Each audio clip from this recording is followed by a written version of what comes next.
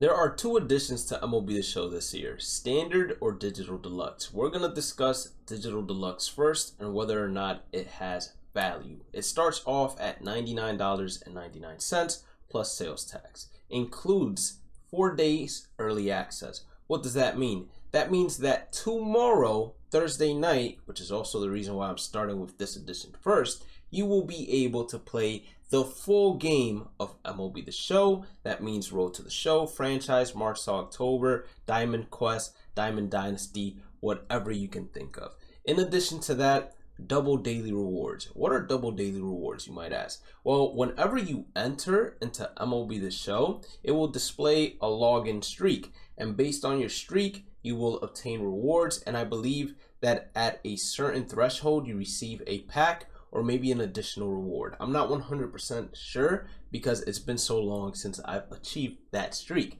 But those are what double daily rewards are. Instead of just getting one reward a day, you will be obtaining two, which is pretty good because it ups the chances of you getting a diamond player or a diamond piece of equipment. It goes from the lowest tier to the highest tier, randomized each and every single day for two rewards instead of just one. In addition to that, you are getting 20 standard packs or 20 The Show packs, which is just the standard version of the game's packs that give you a 1 in 50 chance of getting a diamond, but maybe the odds have changed this year and it's a bit better in our favor. 1/20th anniversary pack, which we will go ahead and see the cards in this video. I won't rank them. I'll have a separate video for that. So make sure you follow or subscribe if you haven't done so already and turn on the notification bells. The same thing goes for the Diamond Choice Pack that they will give you. This is not the one with Clayton Kershaw in it, but instead the one with Derek Jeter in it. You get 5 gold choice packs, which I believe is actually 6 because it says that if you pre-order the game digitally, you will receive a gold choice pack. So I believe you're getting one additional one, so it could be 6, but don't take my word on it just yet.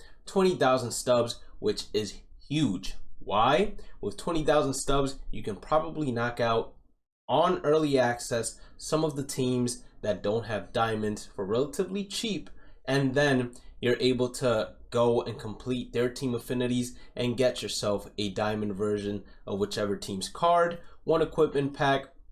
The equipment is not as important anymore, as Road to the Show has no direct correlation to Diamond Dynasty in terms of the player you create in Road to the Show and the player that you are no longer able to transfer to Diamond Dynasty. You can only use Diamond Dynasty cards, which is enormous. If you are still wondering whether they have sets and seasons, that has been taken out. The power creep is back. And then last but not least, you get one cover athlete bat skin. This is once again more for Road to the Show, but it's also for Diamond Dynasty, as you can equip the bat skin and all the players will use that bat skin inside the game. I prefer a more natural look, but it's up to you. The question is whether or not there is value. Now, before we get into the Diamond Choice Pack, which will include these 5 players I'm about to dive into, let's talk about the 20 standard packs. The 20 standard packs are enormous because you can pull a diamond or two from there and then have a better idea of which diamonds you are going to take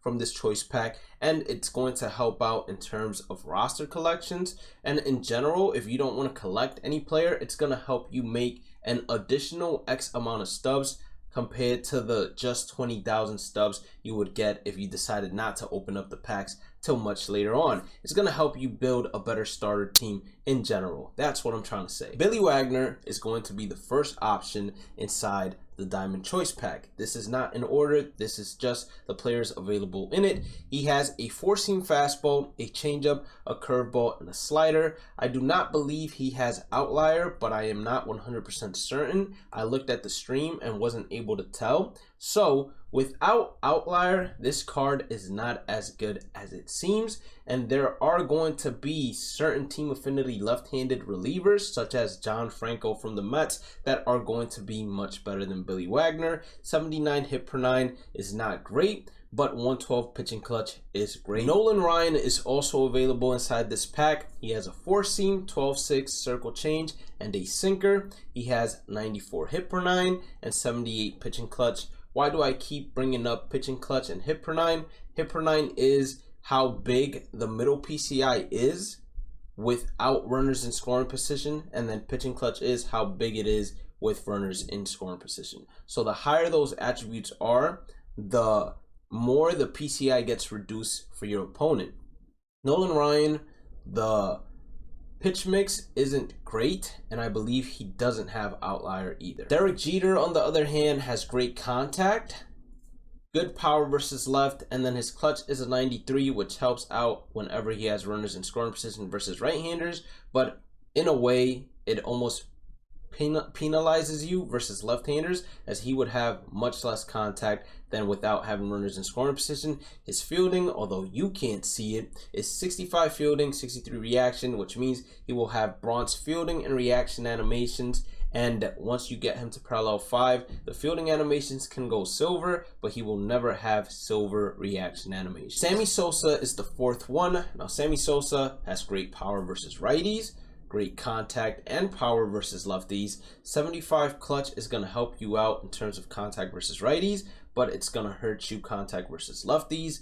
It's a power hitting card. 60 fielding, 62 reaction means it's always going to have bronze fielding and reaction animations. The final card revealed is Hank Greenberg. He is a first baseman that has great contact versus left. He has 92 clutch, so that's going to hurt you versus lefties and runner in scoring position, but help you out versus righties. And then he has good enough power against both sides. First base, you don't really care about the defense, and truthfully speaking, you don't really care about the speed either.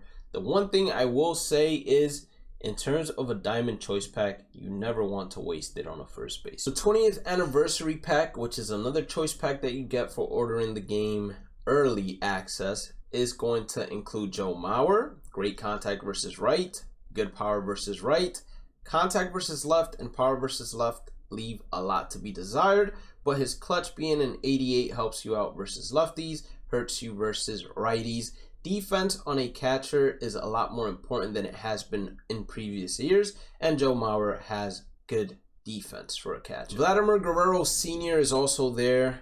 Good contact versus righties, great versus lefties, good enough power versus lefties, good enough power versus righties. Clutch is a 71. It's going to hurt you on both sides. He's a right field primary, 61 fielding, 62 reaction means bronze fielding and reaction animations the entire game cycle. David Wright is also included, third baseman, great contact versus left, good versus right, good power versus left, okay versus right. 76 clutch is going to also hurt you against both sides. The good thing about him is, defensively as a third baseman, he is the highest fielding player we have seen so far. Clayton Kershaw, 81 hit per 9, and then 64 pitching clutch. With runners in scoring position, he's going to stink.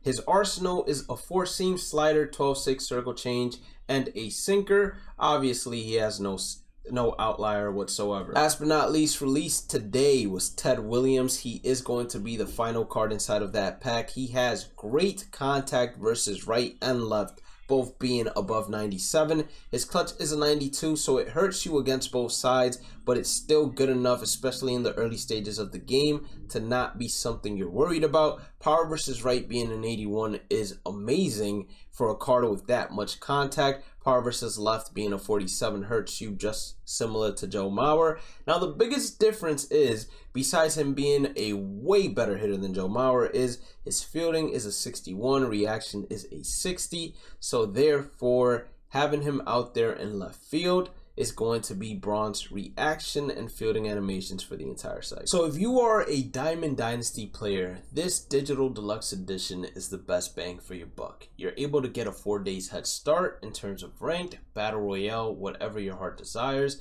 and with all these additional rewards alongside it, you're able to build the best team possible without having to go ahead and make any extra purchases in terms of stubs, or having to grind out any offline content or online content just yet in order to get additional pack rewards. Also, don't know if I mentioned this, but the Go Choice packs are probably some of the most important packs because you want to pick a player, even if you have to pick them 2 to 3 times if you're that lucky and it appearing in multiple rounds, that is going to go diamond or has great stubs value early on, because you'll either be able to sell them right then and there in order to make some stubs, or hold on to him until he goes diamond and then sell him to make some stubs. It's either a short-term profit investment or long-term. Let's discuss the standard edition of the game now. So $59.99 on Nintendo Switch plus sales tax, $69.99 on Xbox and PlayStation plus sales tax. What does it bring? It brings 5 standard packs, and if you get the physical edition of the game, which does not include one of the Go Choice packs, you will receive 1 of 3 exclusive MLB The Show Topps trading cards while supplies last. This is either going to be Paul Skeens, Ellie De La Cruz, or Gunnar Henderson. So the only way I see you getting the physical edition of the game is if A, it's not you purchasing it, but instead, let's say your parents or a friend getting it for you, and they get the physical edition because they're not really onto the online world. Or B, you are a card collector and you want to give yourself a shot at obtaining one of the 3 for free, because I highly doubt you guys are going to go ahead and buy a ton of the physical editions just to get 3 out of 3, especially if these cards might not hold value long term in terms of card collecting memorabilia. 5 standard packs, that's good still, because it's 5 free packs, you know, and you don't know what you can pull from it, but obviously it's not as great as 20. And then being able to play the game the 18th, you're 4 days late, but that's fine, because the great thing about MLB The Show is that most programs last an entire month. Most seasons in terms of ranked last an entire month. Battle Royale, same thing and all of that. So you're not exactly out of the loop, but if you were to try and compete instantly on ranked, those players that had a 4-day head start would be at a much greater advantage, right? Now, is the $69.99, $59.99 worth it? The only way I see it being worth it is if you are not a Diamond Dynasty specific player. If you're someone that just enjoys playing Road to the Show, or just enjoys playing Franchise, or any other game mode that is not Diamond Dynasty, then that's the only time I'd say, hey, getting the standard edition is going to be the best value in terms of bang for your buck. The only other way I see you getting this is if simply you just can't afford the digital deluxe edition, which is completely fine as well. We don't judge over here. But if you did end up enjoying today's content, once again, please hit that like button or subscribe button, notification bell, follow if you are not following already. Check out the description, might have some links that you might like. Have a blessed day and night. Stay positive, stay safe, stay blessed, and I'll catch you all in the next one. Peace out.